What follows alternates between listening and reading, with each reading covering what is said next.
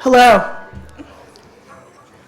My name is Caroline Payson. I'm the Director of Education at Cooper Hewitt, and I'm delighted to welcome you to what is now the fourth event of National Design Week. We've, in this very room, have just had hundreds of high school students who have had minute mentoring with all sorts of designers. You might have noticed the lingering soda cans and smell of popcorn as you came in. We've also had a series of programs in our Design Education Center in Harlem for children, and hundreds of kids made all sorts of things with Todd Oldham on Saturday. We had drop-in and toddler sessions on Monday and Tuesday. As I mentioned, the Teen Design Fair this afternoon, the Winners Panel tonight, and of course all of this leads up to our National Design Awards Gala on Thursday. So we're thrilled that you're participating in tonight's festivity. I'd like to thank, just to start by sort of thanking the Cooper Hewitt crew, who in the midst of a federal shutdown have been working really hard on all these programs.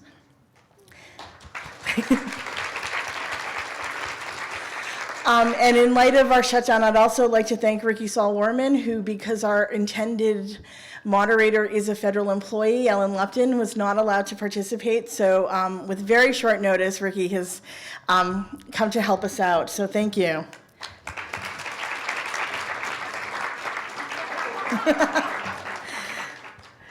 We'd also like to thank Target for making numerous elements of National Design Week possible.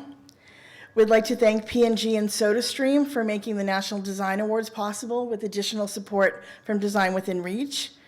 We also thank the Corning Museum of Glass for the beautiful award trophies that will be given out on Thursday night, and to Behance for getting the awards online through the National Design Awards Gallery. I invite all of you to go on cooperhewitt.org and see that site. And our thanks also go to Smithsonian Magazine for getting people across the nation to voice their opinion on good design through the People's Design Award, and that will be announced on Thursday night as well. We also would invite all of you to help us share your ideas on great design with those who couldn't be here tonight with our social media slide, which has not yet popped up. We'll get you that address. But I'd like to start the evening off by introducing Richard Saul-Warman, who was last year's winner of the Design Mind Award. Lifetime Achievement. And for over 50 years, he's changed the way we see information and exchange ideas. He's written, designed, and published more than 83 books, including the Axis series, which redefine the way we travel. Since 1984, when he founded TED, he has continually redefined the conference experience with TED Med, EG conferences, the WW conference, all of which celebrate improvised conversations. With that, I'll turn it over to him.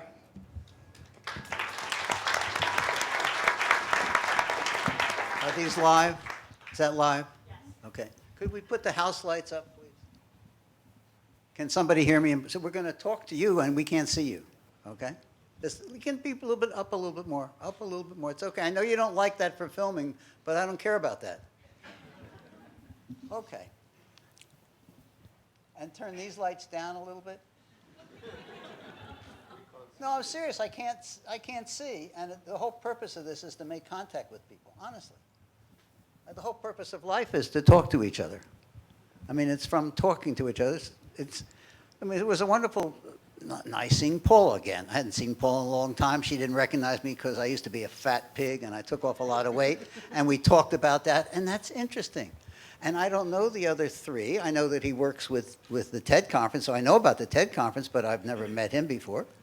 And these two I've never met, but I asked for their cards and asked for him for his card. And they told me what they're doing. It's fascinating. And that's what this is going to be about. We're going to talk among each other.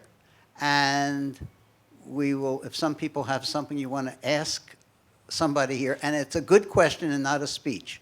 I don't know if there's some odd people in the audience who want to get up and give a speech, but we're not here to hear your speeches, but to ask good questions of us. where you look at the word question and you see that part of the word question which says quest. You really quest something. There really is something you want to learn. You want to ask that's bounded, that they can that makes something understandable. Not a broad thing of, why are you a designer? Or, what is the story of your life? It's not that kind of question. These are obviously remarkable people, or they wouldn't have been here. And to tell you how remarkable these people are, the one that I know, she got a prize for one thing, and she does something else not completely different, somewhat different, which is of genius, even more remarkable. And I love people's hobbies, elaborate hobbies. In fact, when I did TED, I always thought of it as an elaborate hobby, not as a life, and that we collect the lots of things we do. And I see in your work your interest in the journey. Explain to the audience who you are, quickly, not your life, your name, and what you showed me, and why you did it, and try to describe it. Hi. We're supposed to hold these up because they don't hear them otherwise. Okay. Right. Hello. I'm Tiya Gordon. I'm the studio director for local projects, and we are here to represent interaction design. The piece that I showed earlier was our work for Gallery 1 for the Cleveland Museum of Art, which is basically a new way of trying to engage audiences with art. So instead of there being a database, instead of there being text that people enter to call up information, we're trying to find a way for people to connect emotionally with what it is that they're looking for. So there's not a clip that's going to play, but you could imagine if you were in front of a screen and you made an expression of despair and a Renaissance painting was pulled up in response, or you made an expression of anger and a sculpture of a warrior was brought up in response. And so finding new ways for people to engage with the world around them, and eliminating the barrier of technology by using even better technology than we used before. How will we interpret that? Thanks. You go into a museum and it has an infinite amount of information in it. Like everybody's talking about big data. I mean, that's the common thing you see in the paper a lot about big data. What they're not talking about is big understanding. How to find yourself in that data. How to take a journey through that data. How to take a journey through the amazing collection at that Cleveland Museum and any place.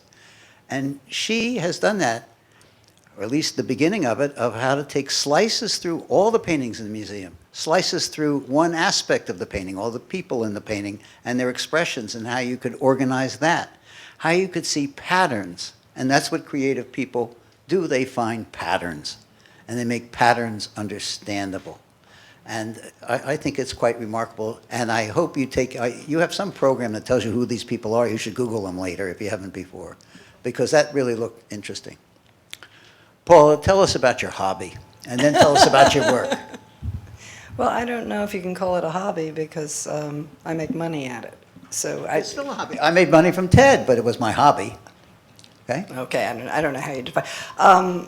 Richard's talking about these very large-scale paintings of maps I've been making for about 20 years that are essentially useless information. It's my own take on the information age. They're really abstract expressionist paintings in the sense that I use information to create a spirit of a place, and that's what the paintings look like. They're amazingly complex. I look like a crazy person for doing them, but they were actually an antidote to my design life, which is very much centered around identity and has lots of very long, boring meetings in corporations. And then going up to the country and painting mindless information on walls was a very good antidote to that life.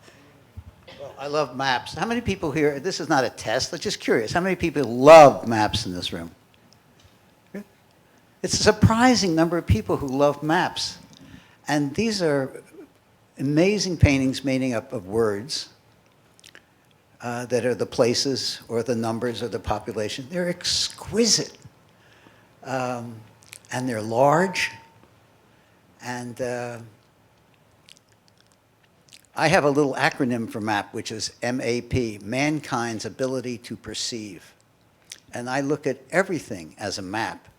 The organization of all information is a map. The things that you're doing are maps of all faces, maps of all the connections and pattern making between the pictures in your What I don't think you know is my father invented a device called stereo templates, which corrected the distortion in the lenses of aerial photography, so that everything that was Google Maps is probably based on the fact that he made that invention, because it corrected a distortion so you could do a blow up and read the image. And he taught me as a child that maps are essentially distorted because the camera can never function properly. So it's always open to interpretation. And that was sort of the basis of beginning to do the paintings, because it was my own narrative as opposed to the cameras, but they're still narratives. That leads us to the next two people here.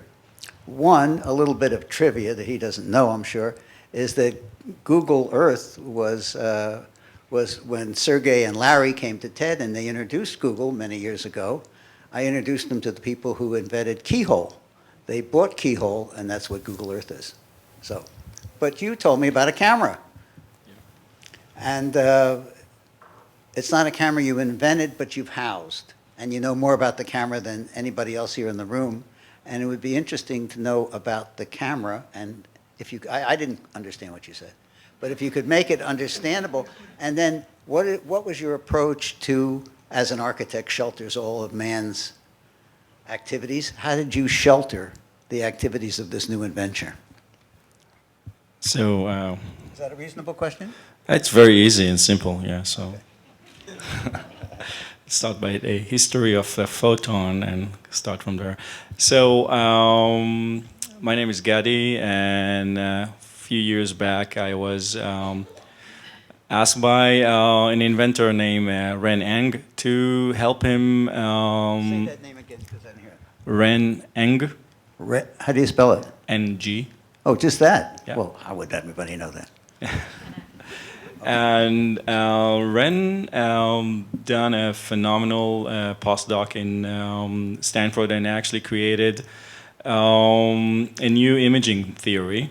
It's basically a theory that uses many, many lenses to capture an image and effectively creating, rather than a pixel map of the universe, it's more akin to a variety of vectors. Let's say if you look around and pick the quite many lights we have here, each one of them creates rays, and these rays of lights are actually bouncing off our clothes, and that's the reason why my jacket is green.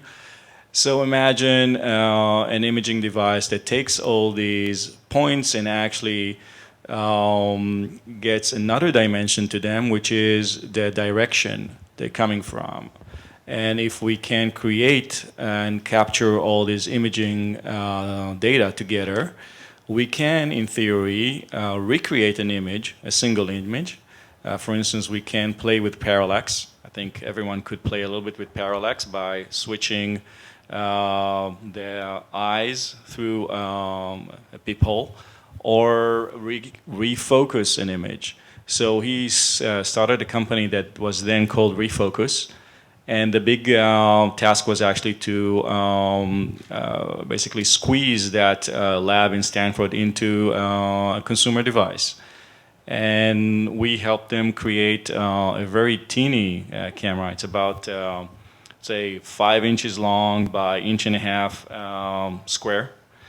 And the interesting thing for me in this whole project, that the very first meeting, the very first cup of coffee we had together, the image that came to light was this gesture, this human gesture. And I just had it about an hour and a half ago. One of the high school kids saw it and said, "Hey, that's like a kaleidoscope." Yes, it is like a kaleidoscope. And this is a camera that actually uses a completely different gesture than typical cameras. These cameras that, for instance, you're using now, it's a history of 150 years. And we wanted something completely new. And if you look at how we take images today, through an iPhone, we basically do that. We take a distance from the iPhone. And we wanted to take that gesture plus the kaleidoscope, and that's how the Litro camera came through. I need to know more, but not right now. Because I still don't quite understand it. Most things we don't understand. In the beginning of this program, they thanked Target. And Target is a very charitable company. I have nothing to do with Target. But a few years ago, I looked at the list of which companies in America gave the most to charity. This is not last year's list. Which companies gave the most to charity? And there's this long list. And then which were the most charitable companies? That sounds like almost the same question. It's a completely different question. Which one is the most charitable based on their sales, their profits? Which gives the biggest percentage to charity? Which is the most charitable company? And at that time, a few years ago, it was Target. But they were way down the list because they're not as big a company as some other companies, as giving the most to charity. That's just an example of how to really, in there is a question. That's really a good question. And seeing the difference when you ask a question. When people come into these museums and ask a question of what they want to see and how they want it organized, it really affects things. TED is about questions. TEDx is about questions. It's about people opening up themselves to talk to somebody. It's not about the speakers, by the way. I know you focus on the speakers. It's not about the speakers. It's really about the audience meeting each other.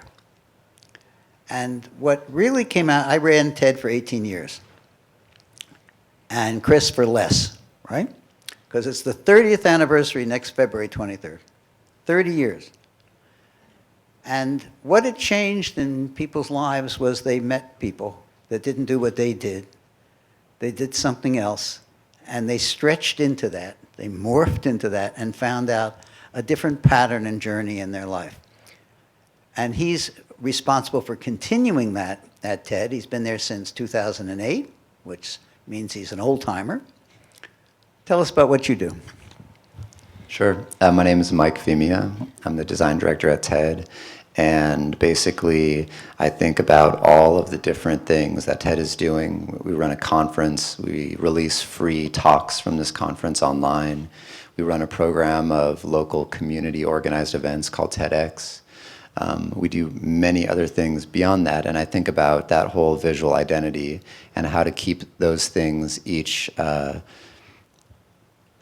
feeling special in terms of the unique aspect of them, because they are quite different, but make sure that they feel like TED, for lack of a better way of saying it. We want them all to feel like TED. And that's a quick way of saying what I do. Does anybody have a question for each other here? Nothing?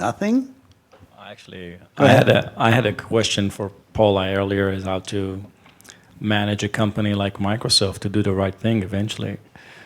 And I think it's an amazing achievement. Is that a question or a statement? It's a statement. I have my time trying to convince people to do the right thing, and you managed to take a company that has been known to be nearly anti-design and doing something really radical in terms of their appearance. For those of you in the audience who don't know me, I'm a partner in a design firm called Pentagram, and we're a group of independent-minded designers, and we don't operate very much like other design firms in that we don't employ strategists, and we make direct relationships with our clients and try to persuade them through making analogies or teaching them or entertaining them or actually getting them to that if there is a willing partner, you can do it. It's rare, but I mean, I think that that's what we all want to have happen, is to look at things that could be better or could be first or could make a difference and try to get that to happen. And that's really, really hard work because it's a lot of meeting and a lot of persuasion, which is why I paint big, giant, complicated maps. Are there some questions out there that you'd like to ask any of us? Come on. Come on, you all came here. You have some preconception about what we've said already? Yes, ma'am. But stand up and yell it out because there's no mic in your hand. It's a really short question. Does TED stand for anything? Oh, okay. Can I answer that? I mean, Please. since I created Please it. do, yeah, absolutely. Then you can take it someplace, okay? Well, my name is not Ted. And people used to think my name was Ted. And the whole basis of TED was, it occurred to me that the only interesting people were people who were involved in technology, entertainment, and design. And that I saw a pattern in 1984, before most of you were born, of the convergence of those three disciplines. Now it's old news. I mean, of course we know they're one discipline in many ways, that they depend on each other. But it was news then, and the first one I did, nobody knew what it was about, and I lost money. Then it was a very good conference, and people came. And they came because, well, see if this affects you. The other day, I was thinking about innovation, and we're all doing innovation of one sort or another. And I thought, when you go into San Francisco, there's a billboard that says, this is the innovative city. And car companies call themselves innovative, and they think they're innovative because they put a camera facing backwards so you can see who you're running over or something. And I was thinking, how do people innovate? And one of the ways that I think innovation occurs, let's say the Bauhaus and TED, is they subtracted things. Sometimes, like the iPhone, they add things. Lots of different technologies added together. So addition and subtraction are ways of I think partly I think there's a pattern in the camera you're talking about of subtraction, of trying to get down to the essential aspects of something rather than add things on. And TED, I got rid of everything that I hated in conferences, which were white men in suits on panels, lecterns, long introductions, so forth and so on. I got rid of the stuff that bore me in conferences, and it was innovation by stripping it down to the essence of what it is. I'm not sure it's stripping down. For me, it's more about trying to find a point of clarity. It's more assembling a more coherent and simple or clear thing, if you wish. So it's not necessarily extracting as curating and putting together in some kind of a coherent way. What do you think? I What does TED mean to you? She asked what. Sure, where I did mean, TED come from? yeah, to me, I gave away teddy bears. we still have them in the office. They're dusty. Yeah. Yeah, TED is technology, entertainment, and design, and I think those core, and now if you go on the website and you look at the talks, there's all kinds of stuff on there, and so it's definitely expanded beyond those core areas. But I do feel like those are still sort of strong bases that you can actually group a lot of other talks around. And so people, I think, do sort of think of that as general areas to speak to or to try to relate their work to in some ways. So if there's someone that's speaking about biology, they might think of it in terms of how their work in biology tries to think about technology, maybe tries to mimic the way biology does something to create a finish on a product that has certain properties. So I do think that the fundamental idea of technology, entertainment, design, though TED has grown in terms of topics, it does still resonate, and it's still a core feeling in all the talks. Some more questions. Yes, sir. Speak it out loud, though, so we can hear it. So I have a question for the panelists. Do the National Design Awards feel like a barometer of a particular moment when I think people think about who are the nominees and who gets chosen. Is there any unifying thread, or is there any particular moment that it seems to reflect?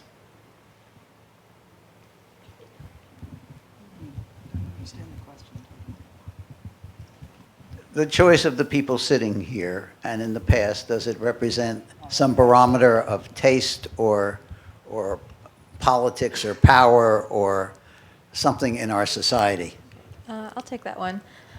So we won for interaction design, and I like to joke that with Jake Barton, who's the founder of the firm, that he's the Meryl Streep of the National Design Awards, that he's been nominated for several times, and we've never actually won. And I'm wondering if the year that we won is the year that the idea of touch technology has become ubiquitous, that it's in all of our hands, and now we have to start thinking about that as a new way of designing a simplicity around it, whereas it used to be a novelty. Interaction design 5 years ago, my parents still don't know what I do for a living. But interaction design as a concept is now something that people are starting to really grasp. And it has to do with technology, and I think that's relevant, and that's the barometer for us, that everyone now has a smartphone. iPads are being used in hospitals, they're being used in gas stations. It's not a mystery anymore. And I think now that we have that in front of us, we have to now accept it and then build above it, as you were saying, sort of to elevate and add or subtract from the basis. Like Jake Barton, I've been a bridesmaid about a million times here. So I think that there's no science to it. I think that there are people that do interesting and terrific things, and that they come to the fore in the nominations, and that when the stars are aligned, the balls line up and the cash comes out, or whatever you want to put. It's like a slot machine, really, with the right mix. But I wouldn't read into it too much. Since I got the Lifetime Achievement Award last year, and Jim Wines, who got it this year, is back there, I think I applied several times. And, you get asked to apply. You get nominated, then you apply, and then you lose. And that's the procedure. So I only warm up upon rejection. And I think after a certain point, my abrasiveness made them numb, and they gave me the award. I wouldn't like to think about it as a bunch of rejects that just got it this year. There was some discussion in. By the way, it's really an honor when you get it. Yeah, It feels really good. Really, I'm not making light of it at all. I mean, it was terrific. Really loved it. I was leading to that it was an amazing moment at the White House with the First Lady talking about it. And the discussion I think I had with few of the winners was that there was some thread of, I wouldn't call it social interaction with design as much as the level, or that there's some, I think, some democratization, if you wish, in the way design interact with the greater society that comes across a lot of the work of the winners this year. And my studio is called NewDealDesign for a reason. And we could go, each one of us will probably have some small part in getting design somewhat out of, we call it maybe somewhat of an ivory tower, and getting more connected to social and kind of the broader audience in society. I loved what you were saying about the fact that technology is a given now, and so it's no longer interesting, and that we need to utilize it in a much more interesting way. And so we want it to recede. We don't want to think about it. And I see that in the light show, which I've used many times, and the interface recedes. There is a simplicity to it, and so it does seem like there's such mind-boggling technology happening within the camera, but in terms of the user interaction, it's so simple.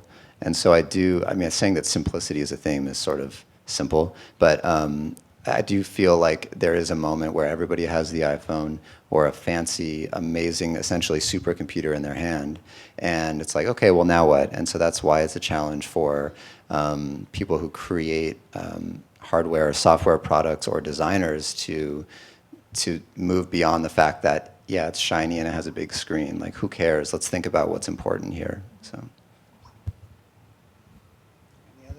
Any other questions? Back there. Somebody's going to run up to you with a mic, so wait a second. I did not know that. Thank you. You're welcome. I just wondered, since I interviewed for a lot of things and I got this question all the time of, do you live and breathe design? And I always kind of thought that was really boring of an idea to stick to all the time. How often you guys try and get out of, as someone up there said, the ivory tower and just kind of go and see what everything else is? Well, I think we live life, you know, that it's not like you live and breathe design. It's that design is essentially planning, and that you can be planning a city, you could be planning 3 lines of typography on a book jacket, you could be planning to rob Tiffany's. You could be planning all kinds of things. I think it's really the act of integrating ideas into society in some way. You know, that's what that is. And I think that is a 24-hour occupation because it has to do with who you are. It has to do with how you sort of operate and move and think about things. It doesn't mean that you're actively doing something all the time, but that your mind's functioning that way. I think what's really radical was in 1984, the idea of tying together technology, entertainment, and design, because they seemed very diverse. It seemed like stuff you wouldn't put in a bag together. And when Ricky did that, it was the beginning of understanding that all things, whether they're entertainment or they're things that are scientific or technological, are planned, and that they relate to each other in a very specific way. It really made design become important. The big design problem is designing your life. And I think all the people here have, I think where design enters us is by designing your life. If you can, when people ask me, what do you want out of life? And I want to have interesting days. I'm 78 years old, going to be 79 pretty soon. And I just still want to have interesting days. And I try to design them. Not so they're like the day before, but just to have interesting days. Lou Kahn, some of you know who Lou Kahn is. He's my mentor. Long dead, but still my mentor, and I think of him every day. In fact, I'm writing an introduction to a book on one of his buildings right now. And when I was, shortly before he died, we flew out to the West Coast together, and I was worried because I'm an architect, and I was doing lots of other things. Had already done 7 or 8 books, and they were on different subjects, and I was interested in so many different things, particularly maps. I was really interested in cartography. And I was worried that Lou would think that I had lost the cause. I had left architecture. And I asked him, was it okay to do all these different things? And I think his answer answers your question. It's an odd answer, but he paused for a minute and well, not a minute, but 30 seconds, which is a long time to pause, actually. And he said, Ricky, he said, even when I get a haircut, I'm an architect. And he was saying, that he's always that. He's always an architect. And no matter what you do, you are a designer. And in his case, architect. When I participated in the Teen Design Fair in Washington, D.C. recently, several of the kids asked me about design thinking, and this was a term that they had heard of, and they wanted to basically know what it meant or what it meant to me. And I think I had the same reaction to what you're saying, which is for people that think in this way, it's just called thinking. It's just doing the things, thinking, planning. It's so interesting that it can be a very simple process of just laying out things in a clear way and having no biases in terms of how you want to approach them. Going into different things, each one of these people here have an interesting life. I mean, and I'm fascinated with what they do.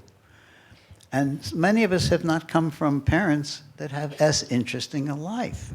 One side of my family were kosher butchers, very poor, and the other side made cigars. And And I think my life is more interesting and has been more interesting. And I'm fascinated with these four people. I mean, you talk to people in design and they can think of the thing that's next, that's outside of what they're doing, of the connective tissue between something. You know, I'm convinced when I finally find out what you've just housed about this camera, I will think of something else. And I still don't understand a goddamn thing of what you said. But I think it's there, or you wouldn't be so seriously passionate about it. Holler on the kosher butcher background. We can talk about that. In terms of a lineage, maybe there's something about butchers and design that we can put together. But something just in honor. Exactly, deconstruction. In honor of where we are and the fact that we're in a design school and design program, and I'm a graduate of Parsons, so holler to Parsons as well. But something that I think is interesting about design mind, design thinking, and what I'm hearing here is that through design, you learn how to sequence.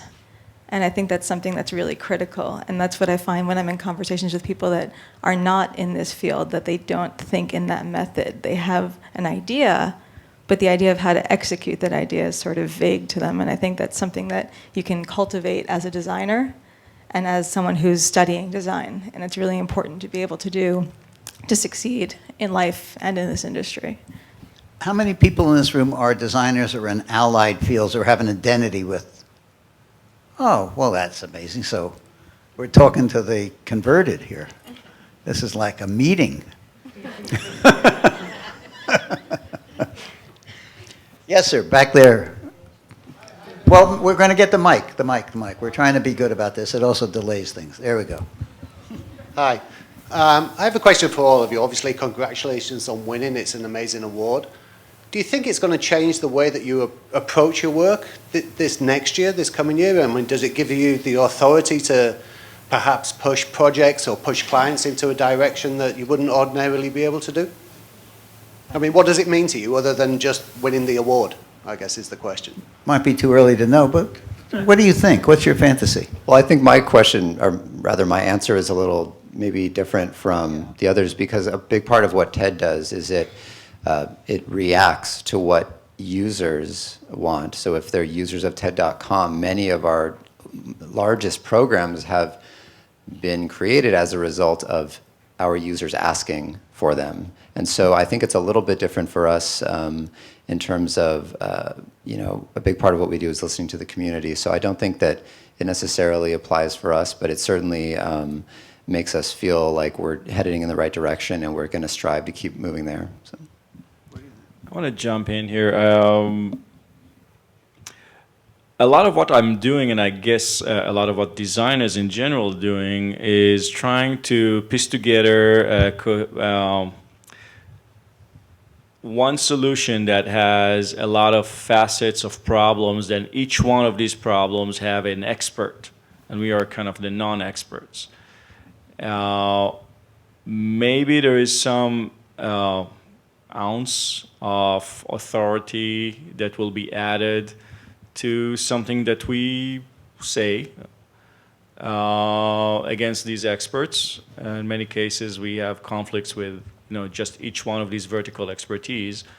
And maybe that body of work, if you wish, that we represent and was honored by the Smithsonian will actually add to our ability to push forward ideas that are maybe a little bit more radical, maybe a little bit more progressive, and so on.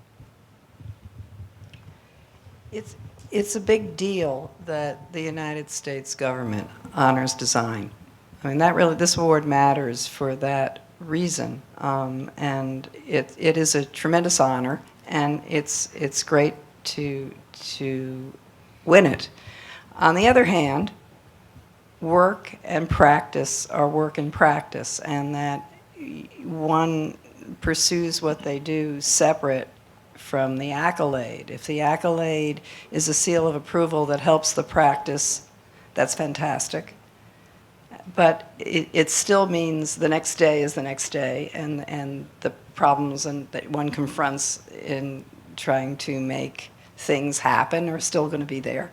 And it's terrific that the United States government now says design's important to our society, because there was a time when they didn't, and that's fantastic. It is a tremendous honor, and we're so pleased to have received this award. And I agree that it is, to take what Paula said, it's about, we still have work to do after this conference is over, and after this panel is over tonight, even probably. But I'm pleased that hopefully this will present design to a wider audience in the United States and allow people who had previously not allowed that as an avenue for their exploration to become something that's known to them, and the different avenues that you can take even within that, how design manifests across disciplines. I'm going to tell you a little bit of history because it goes on what you've said. In 1973, now that gets a long time ago, there was a single thing happened and it never was repeated. It was called the first Federal Design Assembly. I did it. I was chairman of it with Ivan Chemaev, with Ivan, a great designer, Ivan Chemaev, and a great maker of collages too. He has a hobby, right? And hers are better. Ivan, I'm sorry, I didn't mean that. So we've haltingly in this country tried to, through the National Endowment for the Arts, that had a design awards program that was very beneficial, really quite beneficial for a while. It gave seed grants of $15,000, $10,000 to people, which was quite a bit more money then. I mean, you could actually do a little project with that.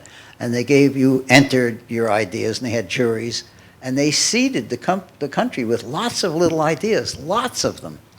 And then they decided, and Nixon was president then, they decided to have a first Federal Design Assembly, and they asked Ivan and myself to chair it. And we did a book called Design Matters. That came up, one of the two of you. And Ralph Kaplan was involved in writing that book. And then it died. And now it has a rebirth, and it's a more solid rebirth with the Cooper Hewitt Museum. And this has been going on for a while. And I think, as Paula said, it's very important that the federal government, a luncheon with the First Lady, the whole mishigas, the whole craziness of it, of doing all this stuff, is very important. And getting teenagers, both here and in Washington, to get out of school for a day and have some soda and talk to some designers, it probably will change a few lives. And that's the beginning. And all things you do are about beginnings. Yeah. So it is important. Go ahead. Speaking of beginnings, I'm a student here at Parsons now, and I'm just curious to learn about your beginnings and how you got to the positions you're now. So I graduated Parsons 13 years ago, and at the time, it's embarrassing to say, so I was the first year that they ever had a media program, and it wasn't even matriculated because they didn't know what it was. This was before iPhones, this was before cell phones. So I was designing for the idea of communicating a concept, and so I studied graphic design, I studied illustration, I studied communication design. And it was a combination of those ideas that enabled me to focus my desire to move towards that of educational media. So I had a one-way street to Sesame Street, which was where I thought I was going to go. Of course, all your paths lead to other roads, and so I found myself actually at the American Museum of Natural History, where I was there for 7 years in their exhibition department. And that was an amazing opportunity of a lifetime because it allowed me to understand new ways of communicating science to a general public through design. And so I think that was a huge neural connection for me of when I was using design to explain science, something that was clearly not a strength, otherwise I would be a scientist. But I was instead a designer who was using the keys and the tools in front of me to explain much more complicated topics, and that was the opening window for me. I see that in your work today. That's interesting. Paula?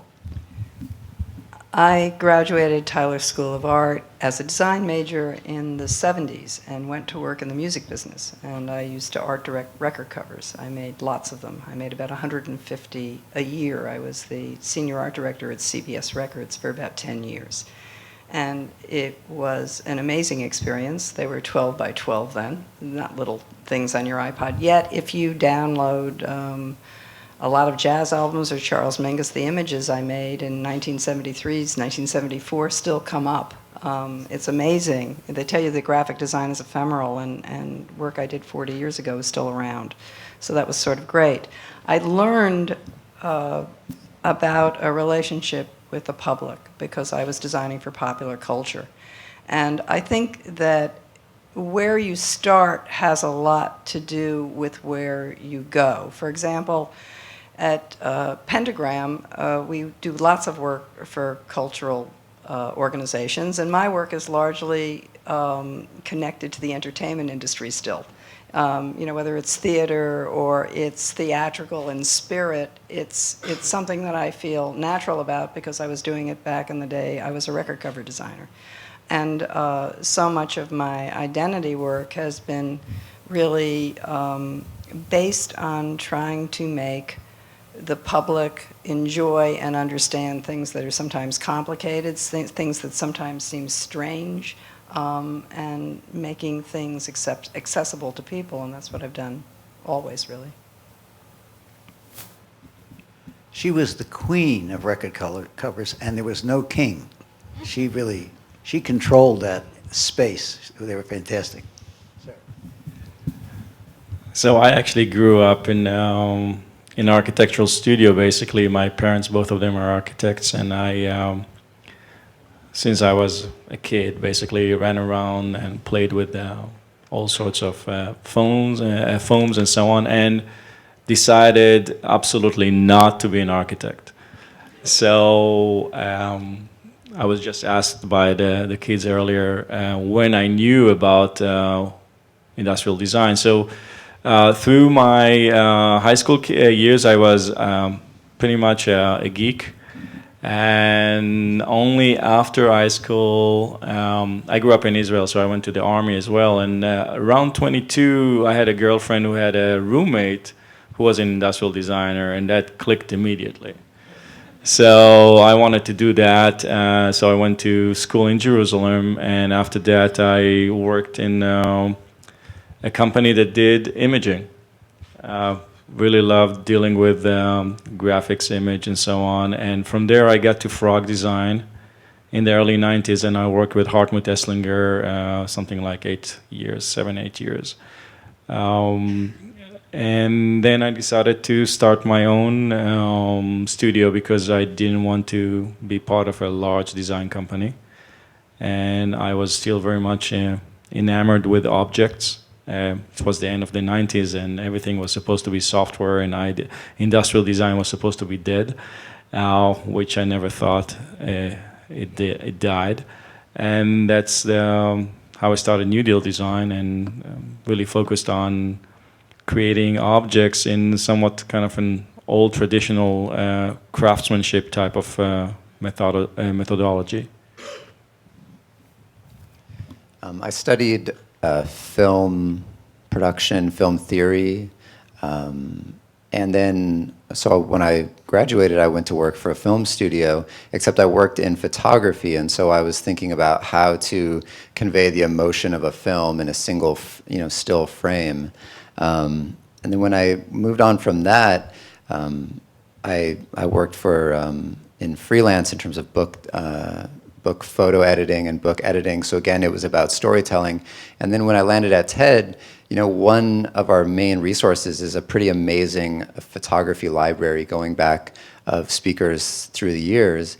And it really just occurred to me that we have a TED Talk, which is a video, and we have a still frame of that person giving that talk. And so it just seemed to me that there was such potential in that single frame to try to transmit some small bit of what a speaker is trying to say. And so I started thinking of photography not just as photography, which tends to be just its own thing, but in terms of a design element, in terms of a narrative, and how it can help what we're doing on TED. And so I started bringing photography more into our overall visual language, and then started thinking about the whole thing in terms of every way we were trying to communicate visually.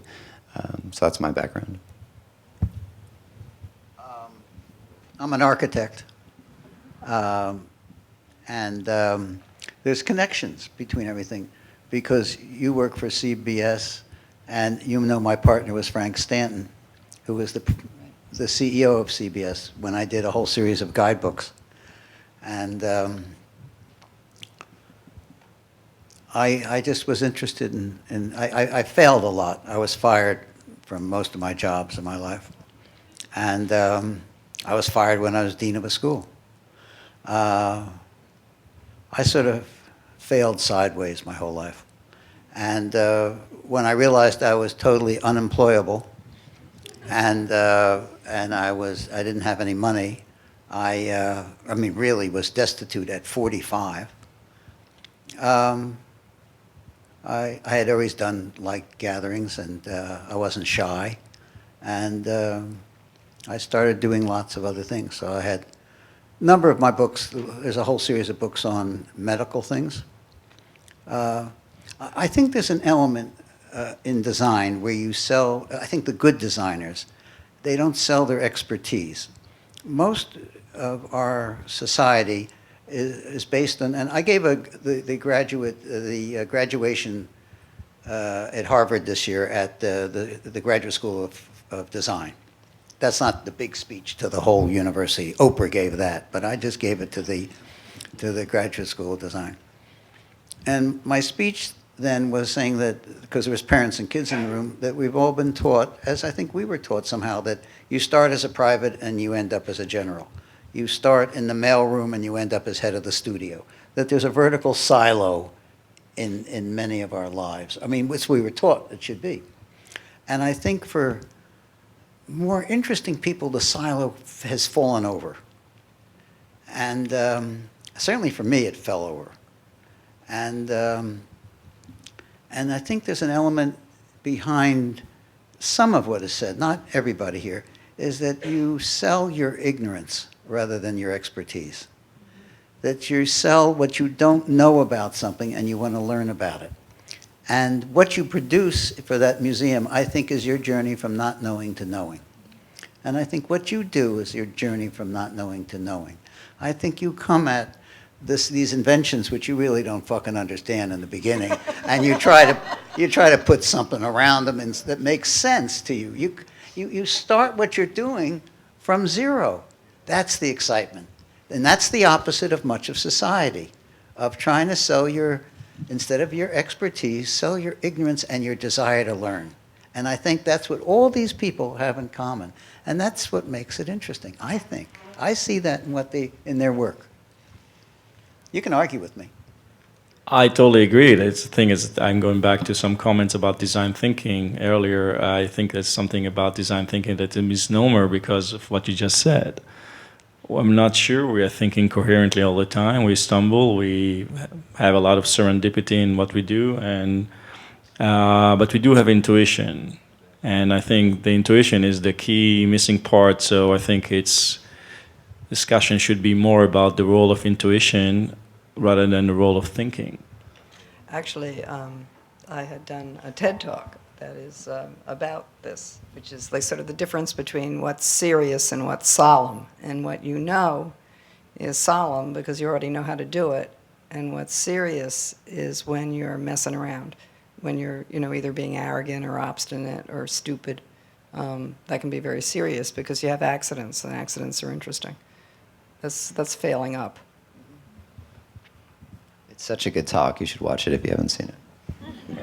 I wish I was asked to give a TED Talk, but I've never been asked to give a TED Talk. So there's no TED Talks from me.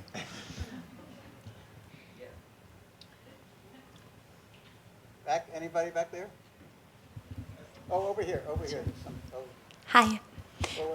What is something that you're particularly proud of in your career? It can be an idea or a concept that wasn't realized, a product, something that you really care about, that you're proud that you did. Thank you. Wow, yeah, that's a great question. I have a hard time picking favorites in anything, movies, music, things like that.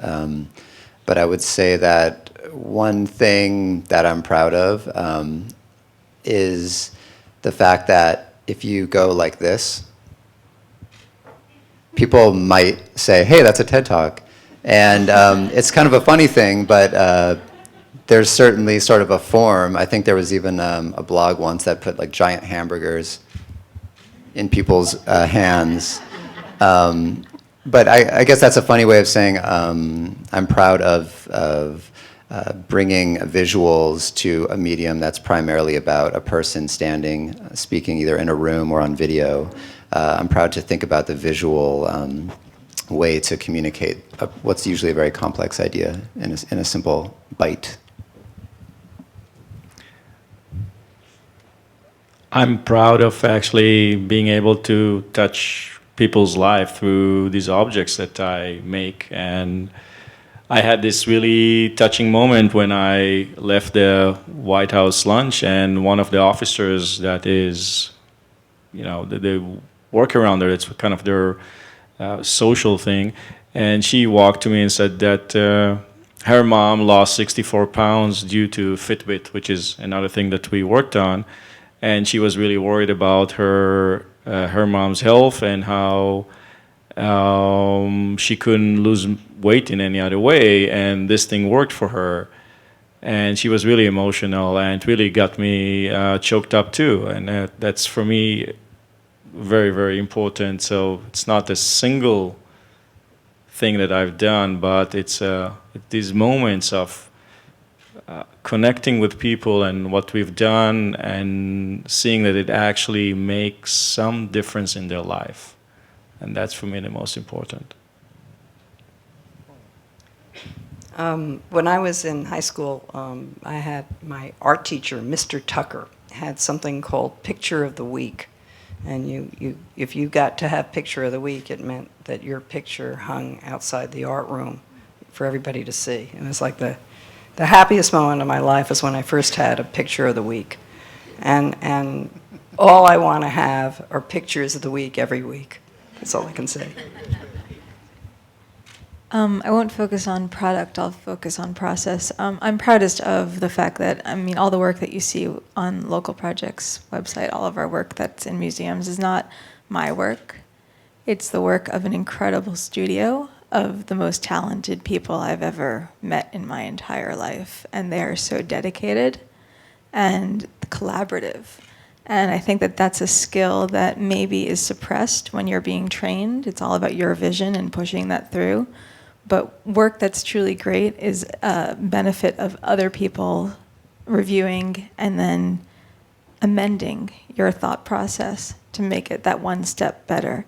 And I think what I'm proud of is that every day I get to work with people who are, and this is so cliche, but they are dedicated to a better solution and a better design, and no one is looking for an easy solution. We're looking for the better one.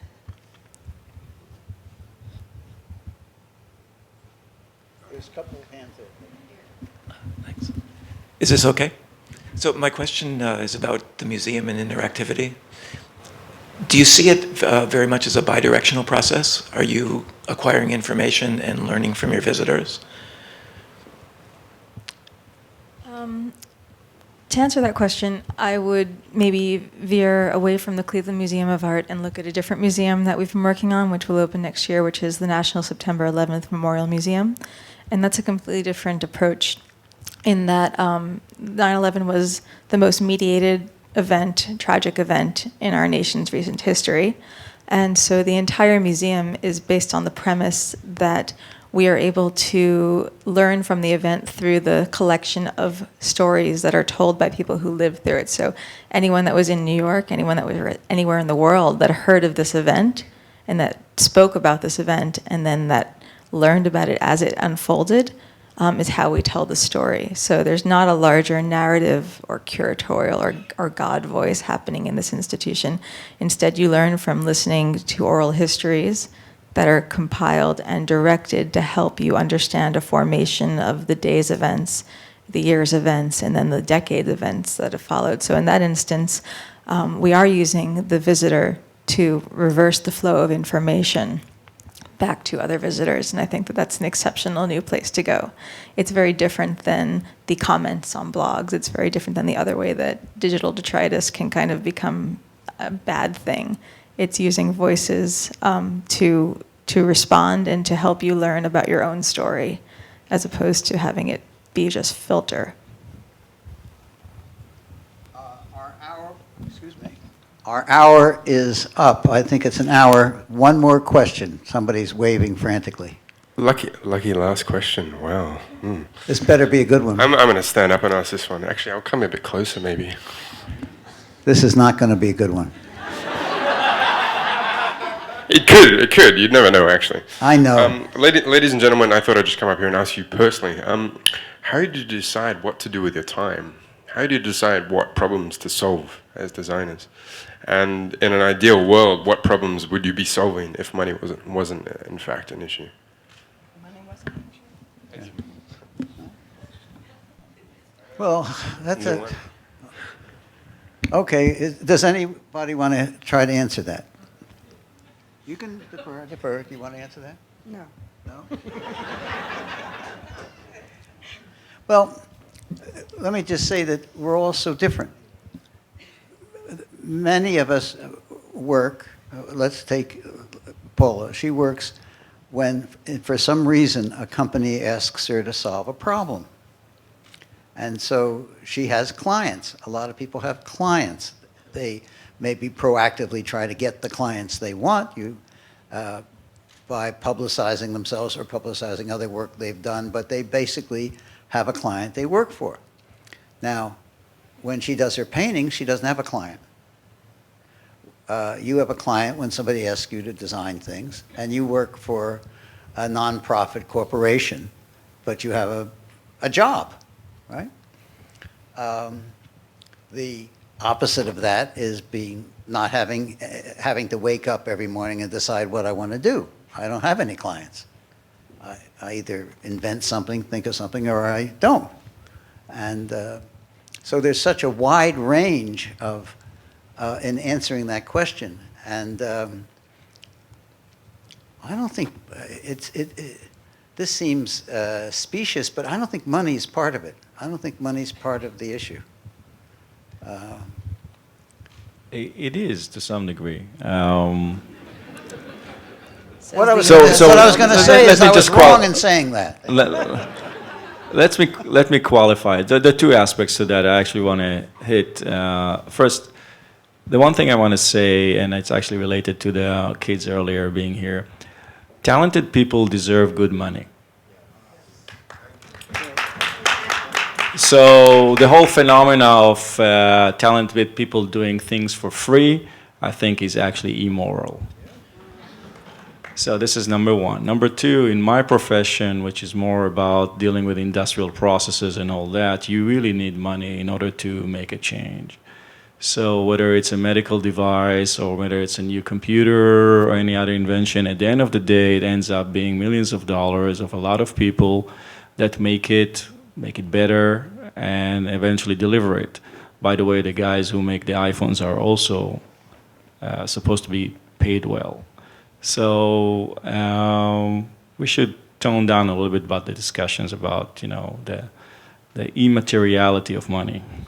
So that's. I actually disagree, and I love making money. So I was for making money. But I think that the question was really about, how do you decide what you're going to pursue, and that pursuit is, I think, inherently personal. It's driven by your own prejudices and interests and opportunities as they come. For example, I spend the past 4 years of my life going down to City Hall once a week to be on the design commission because I got to learn how cities function, and I could get involved in the infrastructure of New York to a degree and be able to learn and change my other work largely because of that experience of being involved in government. It wasn't a financial decision, it was something I was really genuinely interested in. That you do these things because you want to, and because they help you grow, and that when you do that, you do good things, you put good things back out into society, which is the whole point. I mean, that's what the fun is. And that money is kind of a byproduct. I mean, Ricky's right in saying, okay, you have clients, and the client has a specific relationship, and I don't get paid to work for the city, and I get paid by Microsoft, and they balance each other out, and that's very nice. But that's just getting your life in order so you can survive and buy really good shoes and those sorts of things that really matter. But I think that the choices are something that come from within you, and that's why everybody's inherently different, because we all make different choices. I think it's really different. I've made money, but I've never tried to make money. I really feel I'm Tom Sawyer and people pay me to paint the fence. I think it's sort of a scam.